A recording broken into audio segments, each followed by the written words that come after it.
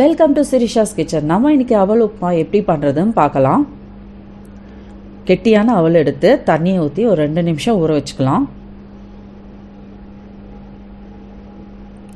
இப்போ அந்த தண்ணியை ட்ரைன் பண்ணிட்டு அவல் எடுத்து வச்சுக்கலாம்.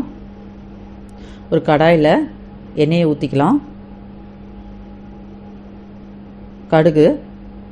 கடுகு வெடித்ததும் உளுத்தம்பருப்பு, கடலைப்பருப்பு, கறிவேப்பிலை, பச்சை மிளகா, நறுக்கிய இஞ்சி இதெல்லாம் சேர்த்துட்டு வதக்கிக்கலாம். இப்போது 2 டீஸ்பூன் வேர்க்கடலை சேர்த்துருக்கேன். நறுக்கிய வெங்காயம் எல்லாம் சேர்த்தியும் வதக்கிக்கலாம். மஞ்சள் தூள், வெங்காயம் நல்லா வதக்கியதும் நம்ம ஊற வச்சிருக்க அவலை சேர்த்துக்கலாம்.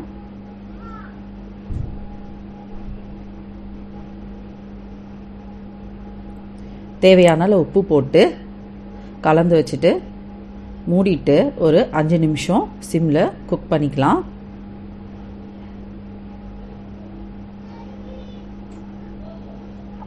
இப்போது அடுப்பை அணைச்சிட்டு லெமனை பிழிஞ்சிக்கலாம்.